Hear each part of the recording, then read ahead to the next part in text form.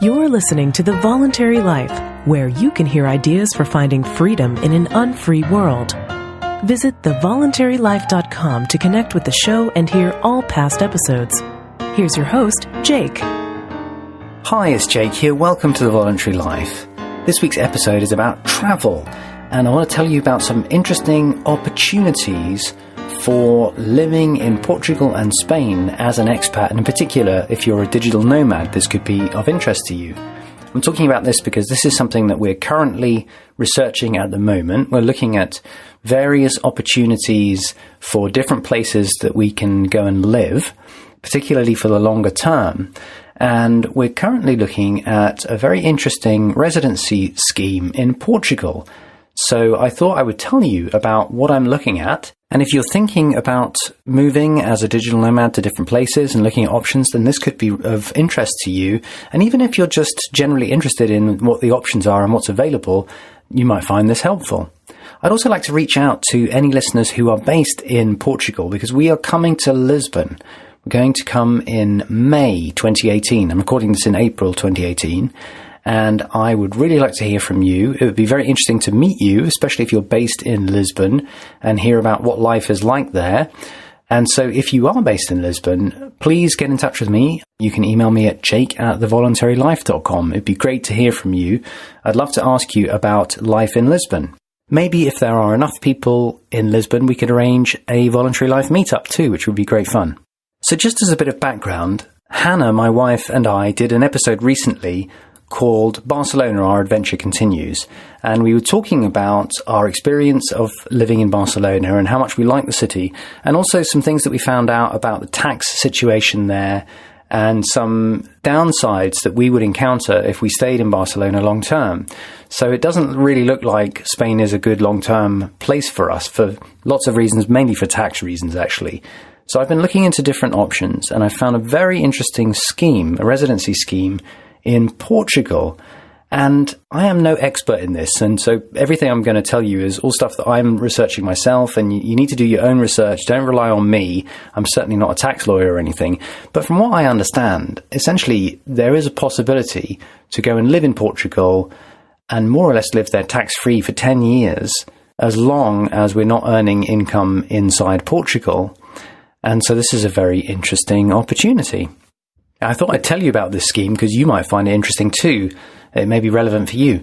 It's called the Non-Habitual Resident Scheme in Portugal, and it enables you to become a tax resident in Portugal whilst legally avoiding or minimizing income tax on certain categories of income and capital gains for a minimum period of 10 years. And there are lots of sort of specific provisions that you need to have a look at yourself. So this is just my understanding, as I said, do your own research. But essentially, if you come from a country that has a tax treaty with Portugal, then my understanding of the way that this scheme works is that you won't get taxed on income that you would have potentially been taxed on in your country of residence if that falls under specific terms of this tax treaty. So in other words, we're from the UK, and the UK has a tax treaty with Portugal. So if we go and live in Portugal under this scheme, my understanding is that once we're no longer resident in the UK, we won't be liable to tax in the UK because we won't be residents, but Portugal won't tax us for this period of 10 years whilst on this scheme. That's a pretty awesome scheme, it seems to me to be, and it's certainly one that's very interesting for us. Now, this is very early days of us finding out about this, and I'm certainly going to get some proper advice about this if we become really interested in it, if we decide that Portugal is interesting to us. And that's one reason why we're going to do this trip, to go and check out Portugal and just see what it's like. But I'll just read a little bit of detail from one leaflet that I found out about this scheme. The way that they explain it is to say that most double tax treaties grant the possibility to tax most categories of income to the country of source of such income. Since most categories will not be taxed in Portugal in the hands of a non-habitual resident because they may be taxed abroad, in practice, most foreign-sourced income types will be zero taxed. Taking the UK-Portugal Convention as an example, if you are a resident in Portugal but receive dividends from the UK, then the UK has the power to tax them, although it does not if the recipient is not a UK resident. On the other hand, Portugal will not tax such dividends in the hands of a non-habitual resident either, because the UK may tax them under the Tax Treaty Convention. This way, the non-habitual resident of Portugal may receive dividends from the UK sources completely free of tax. And that same treatment applies to various other things too, other sources of income and capital gains, with certain details and exceptions that you need to look into yourself. So that's the scheme. In short, I think it means that we might be able to move to Portugal and live there tax-free for 10 years, which would be pretty cool. I need to look into exactly how much time we need to spend in Portugal. I believe that you have to be a resident of Portugal, and for that to be your prime residence, you may have to spend half the year there, but I'm not 100% sure about that. It depends on the details of it. So this is something that I'm looking into right now, because we are also interested in spending time in other places too. We want to visit and spend as much time as possible in New Hampshire, because that's where we have met a great community of people. And I'm also looking into other visa and residency issues for the States at the moment. So we're looking at a lot of these different things at the same time. But this one is particularly interesting because it just seems so easy to go and become a tax-free resident of an EU state. And of course, if you are within the EU, then you get all the advantages of being within the EU too. Now, there is a kind of time limit on this for us, because you have to go and be resident in Portugal in order to fulfill this scheme. And at the moment, because Britain is still within the EU, we can just simply move to Portugal and become residents. And I believe we would then be able to qualify for this non-habitual resident scheme. However, Britain is leaving the EU in March 2019. And so if we're going to do this, we need to move before that happens. At least it could become potentially a lot more difficult to move afterwards. And for that reason, if you're an American, this particular scheme, the non-habitual resident scheme in Portugal, might not be quite so relevant for you, because I don't know how easy it is to become a resident if you're not an EU citizen. But I'm going to tell you about another scheme that could be more interesting for you in a minute. So hang in there. If you're from the States, there could still be interesting stuff here for you. In fact, even if you're not from the EU, as far as I understand it, you can still get residency in Portugal if you buy a house there. There's another scheme that essentially grants residency if you're willing to buy a property.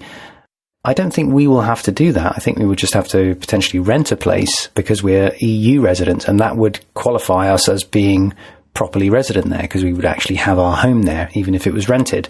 But if you're not from the EU, you may be able to get in on this other scheme anyway, where you can buy a place.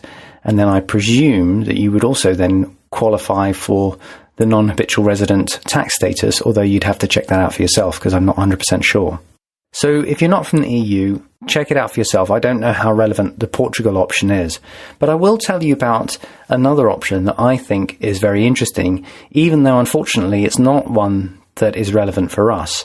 And this is a residency option or opportunity for Spain.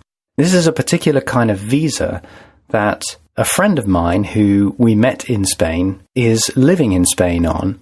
And it's a very interesting visa if you are an American or a non-European and you want to live in Spain and you are a digital nomad. That is, you're earning money abroad, not in Spain. Because essentially there is this visa option called the Non-Lucrative visa, which allows you to live in Spain as long as you are not being employed in Spain. So if you can basically show that you can support yourself, then you are able to live in Spain for up to 5 years. As far as I understand, you get it for a year and then you can get a 2-year extension and then another 2-year extension. So ultimately you can live up to 5 years in Spain on this temporary visa.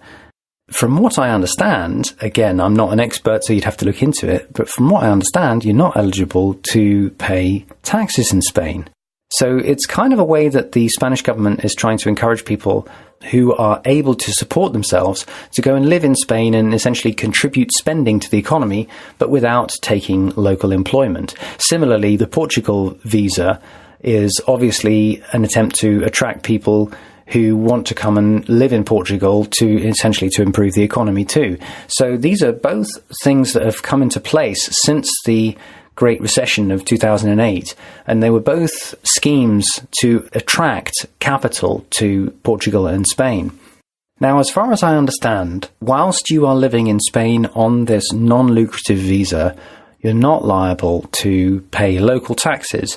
Now, you may still obviously have to pay taxes on your income wherever it's coming from, but this American friend of mine was able to live abroad as an American, and I believe he still paid taxes to the US, but because he was living abroad, he was in a different tax category, essentially as a non-resident, which is you get lots and lots of exemptions if you're not resident in the US, but he also was able to live in Spain and he wasn't liable to local taxes, at least not local income and capital gains taxes from being in Spain.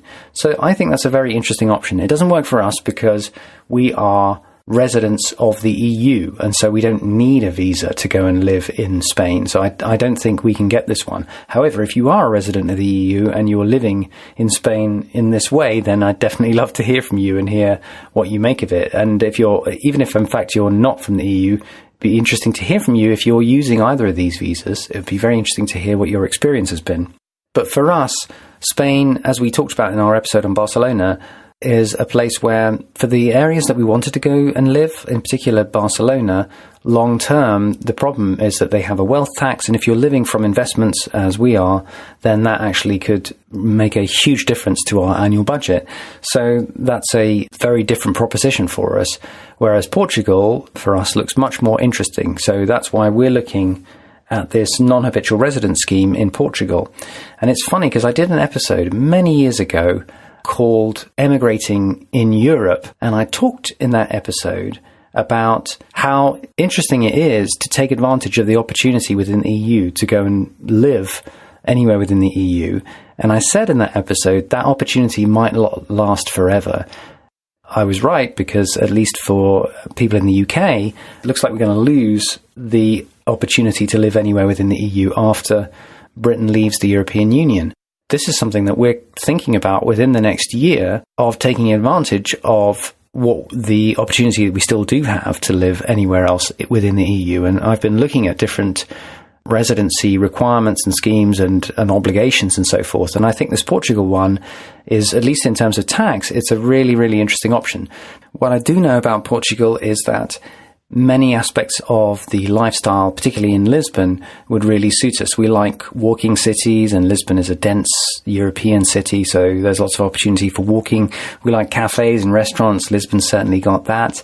We like it to be warmer, and Lisbon's certainly a lot warmer than Northern Europe, at least. So Portugal is certainly very interesting for us from that respect, but I've never been to Portugal. I don't know anything about the place, really, and so it's really quite a significant change, or would be a significant change for us. It'd also be a challenge learning Portuguese, but that's also a nice intellectual challenge. We like that kind of challenge too. So that could be interesting. So this is one of the things we're looking at within this year, what our options are before Brexit kicks in. And so if you are based in Portugal, I would love to hear from you, and I'd love to potentially meet you if you're in Lisbon in May. And if you're interested in that, please email me and I'll give you more details. But also, if you're in the UK, I think it's certainly worth thinking about using any opportunity that you have to expatriate within the EU while you still can, because the clock is ticking on that one. So I hope you find that interesting. I thought I'd just tell you about some of the things that we've been thinking about. That's all for this week's episode. I'll be back next week with another episode. In the meantime, I hope you have a great week. Thank you for listening to The Voluntary Life. If you like this podcast, please show your support by becoming a patron of The Voluntary Life on Patreon. Your support will help to grow and improve the show, and you'll get access to a treasure trove of rewards, including bonus episodes. Visit thevoluntarylife.com to learn more.